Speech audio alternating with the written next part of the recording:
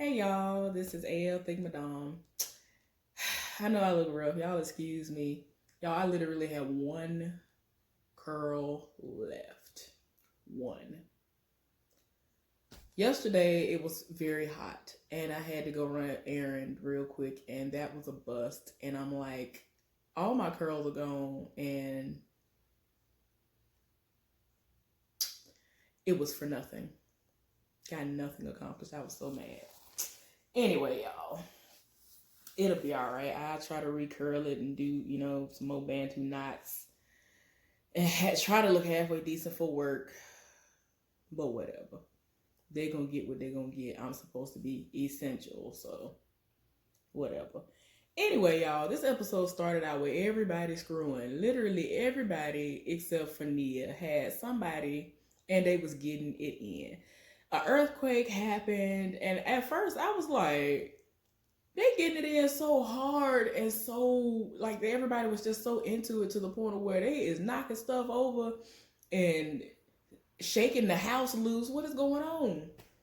Because at first I was like, wait a minute, because y'all know that Hattie is living with Marie, and Marie and Chuck were screwing something terrible, and I'm like, y'all normally don't be having sex, but I'm talking about they were really getting it in. If she don't get pregnant from this episode alone, I was just like, girl, they was really getting it in. But anyway, let me stop. So I was just like, oh my God, I can't believe they getting in with this. Oh, y'all, after all the screwing has has finished, everybody went to work and all this other stuff. Y'all, Marie is at work, still feeling the aftershocks of the actual earthquake that occurred and everything that was going on with her and Chuck. She on the phone with Chuck having a personal conversation and her boss walk in. And I'm like, girl, first of all, you have an office. Why is your door wide? I mean, her door was wide open. Why is your door wide open? Why? Why? Y'all, I very rarely had my door open when I was a social worker. I don't play that. I don't want nobody walking in. You come knock on my door and then you can enter. Don't just roll up on me. I could be doing anything. No, I ain't play that. I had a nice, good, spacious office too. Do whatever I want to do in my office. My door was closed. I was listening to music and doing paperwork and talking to clients and all that. I didn't like my door open ever. I ain't like my door open like that. Only time it was open was when I left out and I locked my doors. I locked my filing cabinet so could nobody just walk up in there and do something crazy to any of my clients' files. I don't play that, y'all. I'm sorry, I done went off on a tangent, my bad. But I don't understand why this heifer's door was wide open, and apparently they had sex like 3 times, and she was just like, she was here for some more of that. And she turned around in her chair, and old boy was standing there, the dude who's like over her. And she done had to quickly jump up off the phone. I'm like, girl, that's your fault because your door was wide open. For what? But anyway, y'all, I'm sorry. He is trying to, get her to come with him because he's about to have a meeting with this black person, this black influential person. Y'all, I don't forgot if he's a basketball player, football player, some kind of athlete, rapper or something, whatever, y'all. I don't remember. But anyway, he is trying to get her and somebody else that is of black ethnicity or something else that is considered to be of color, whether it's Asian or whatever, to be in the room with him. Preferably another black person.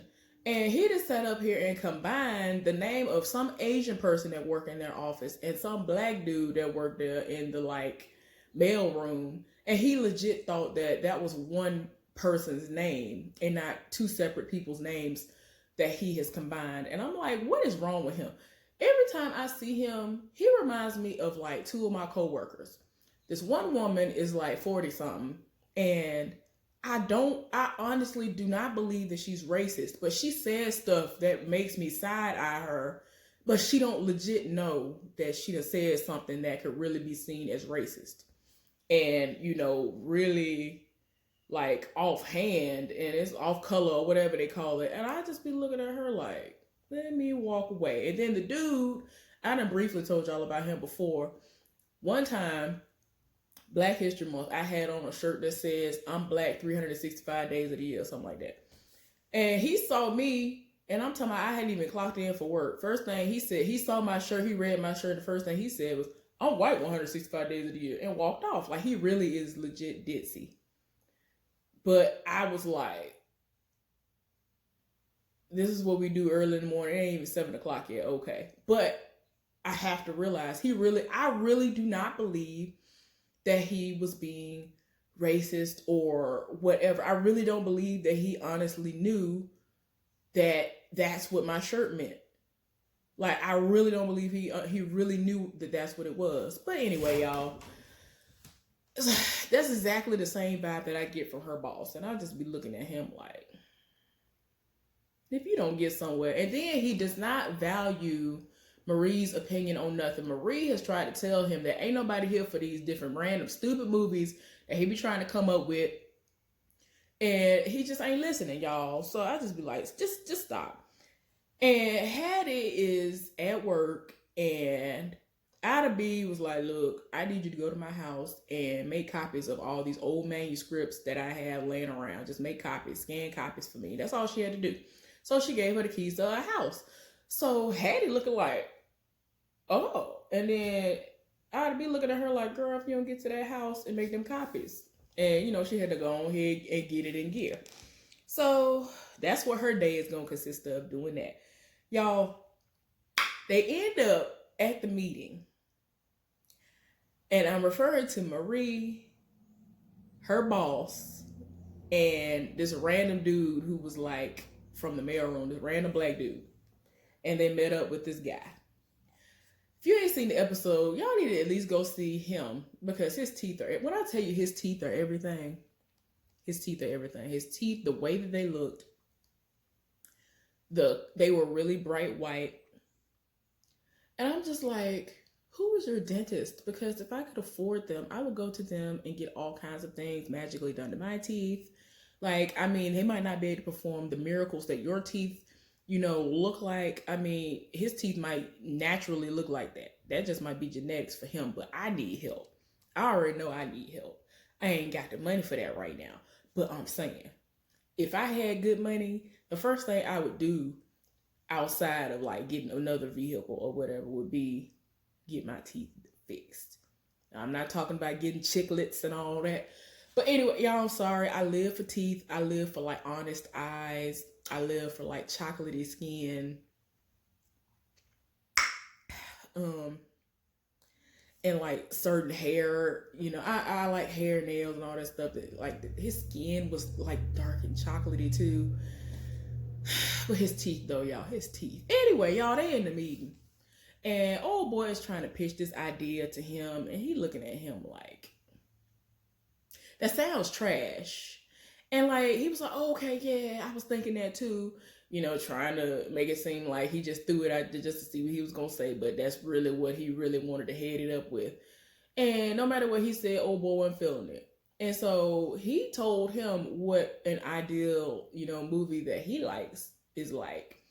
And everybody is like caught off guard. Marie is here for it. She likes that type of stuff. And I mean, it's the type of movies that you wouldn't think that, you know, a lot of black people would be into. So he's looking like, what? Oh, okay, I see you, the classic black and whites.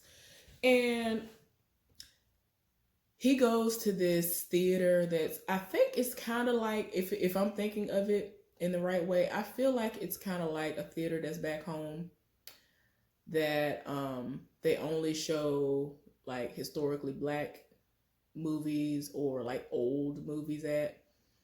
So she was like, oh my gosh, I love that place. I only go at like midnight showings. And he said that's the only time he go. Like, him and Marie had a whole vibe. Now keep in mind, this whole time, the other black dude who I already told y'all, I feel like he on the down low and whatever else. And I'm still confused. Y'all let me know in the comment section. Was he actually supposed to be the boyfriend of the white girl who got the job that Hattie went out for, that actually works at Hattie's job? Or am I tripping? Because I could have swore that he said that was his girlfriend and he was trying to convince people that he actually is straight.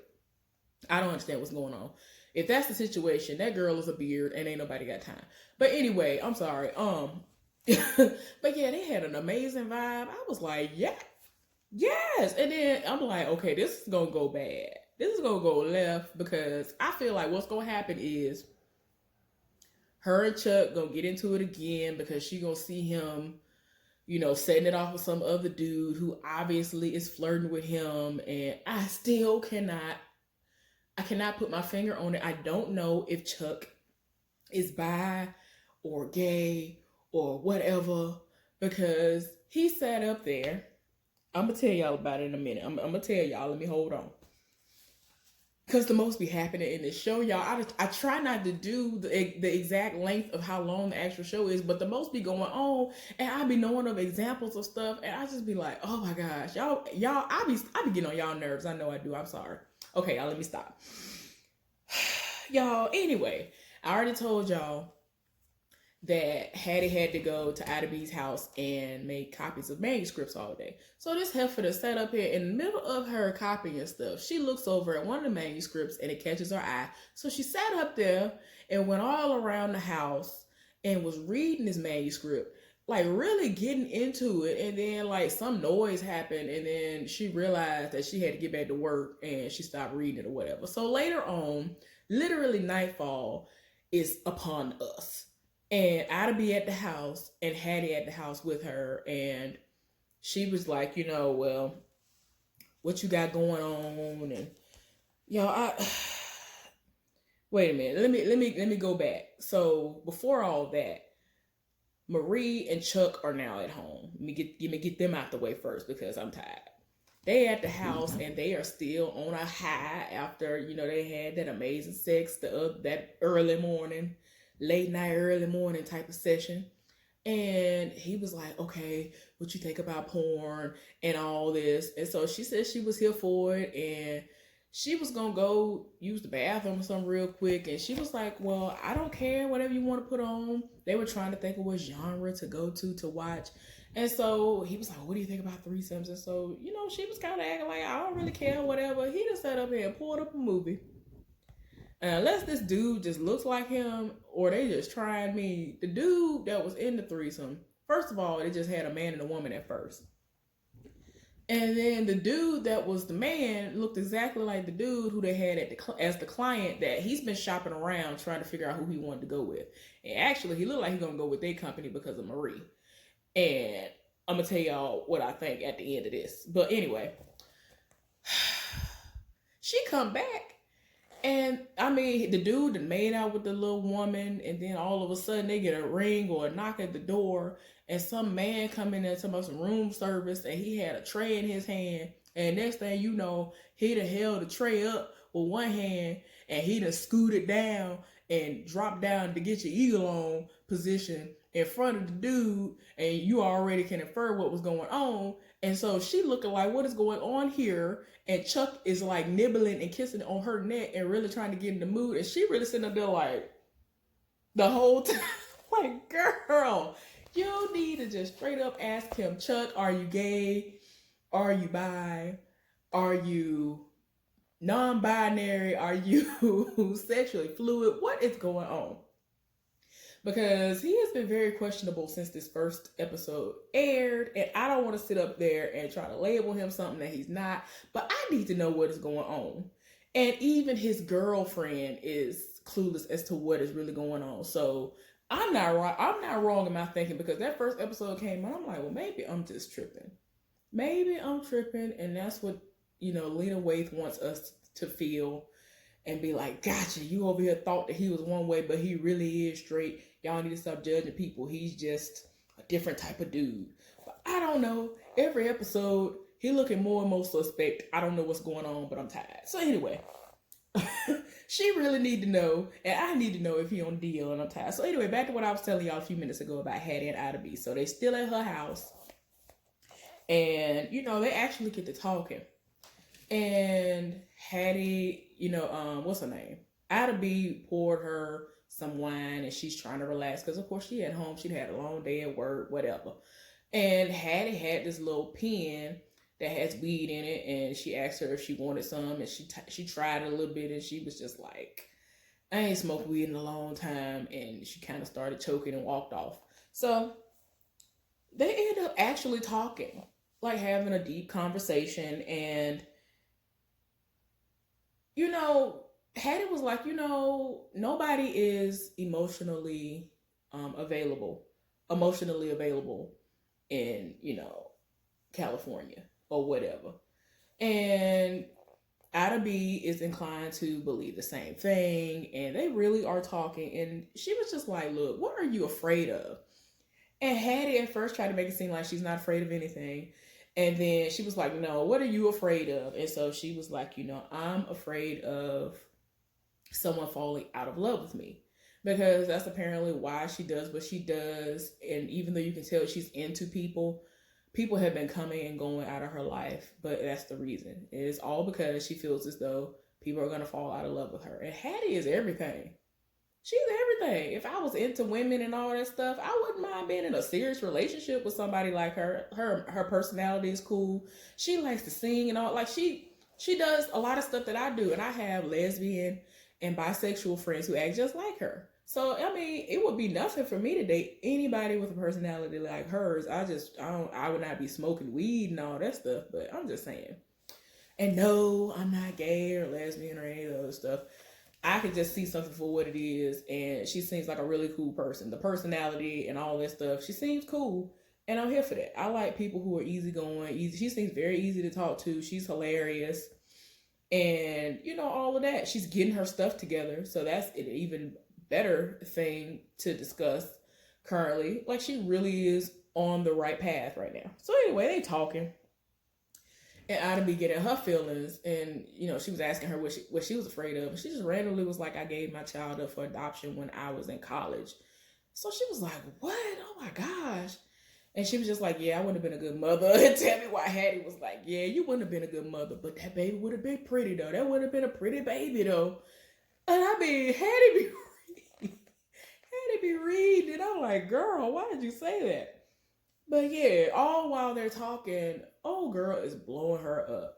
And it's funny because at the beginning of the episode, after her and whoever the random heifer of the day was were done screwing, she was getting a FaceTime, I think, from Lorraine. And Lorraine had some other heifer with her and was like, "What you doing? And you gonna be able to link up later on." And she was like, "Look, don't worry about what I'm doing." And she actually ended up showing her that she was good where she was at because she already had somebody in her bed. And I was just like, okay, this is stupid. Just be done with the heifer. You ain't never able to get nothing done as far as what your dreams and aspirations are, because every time you really start getting where you need to go, she come out of nowhere and you are instantly on the path to nowhere. And I wish you would stop. So anyway, y'all, you can tell that Hattie is here for Ida B. And I don't want it to be, because even though we haven't seen old girl in a couple of episodes, what's her name?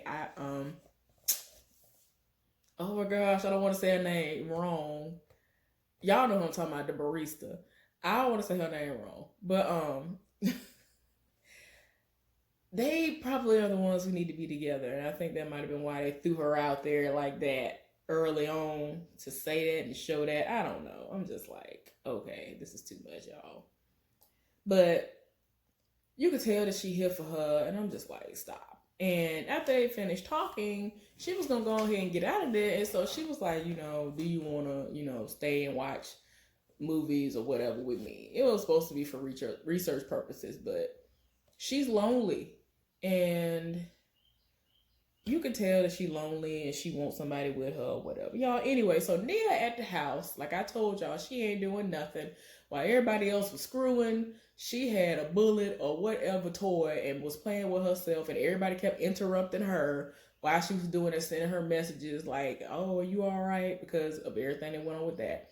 Old boy, Big Sean's character, he out here, he ain't got no technology, no kind of technology going on, so she can't text him real quick to say what's going on with you. She had to actually send this fool an email to ask him if he was all right. He never responded. Then all of a sudden, later on that night, he showed up at her house with a bouquet of roses, and she was like, "Well, did you get my message?" And he was like, "Nah, what message?" So she get into a little argument with him and was like, "I should be able to get in touch with you, all this other stuff. Why can't you just be like other people?" He was like, "Look, I don't want to be tied down by technology. I am not here for that. Like, he has told her, like, I am not here for any of that. I don't want that.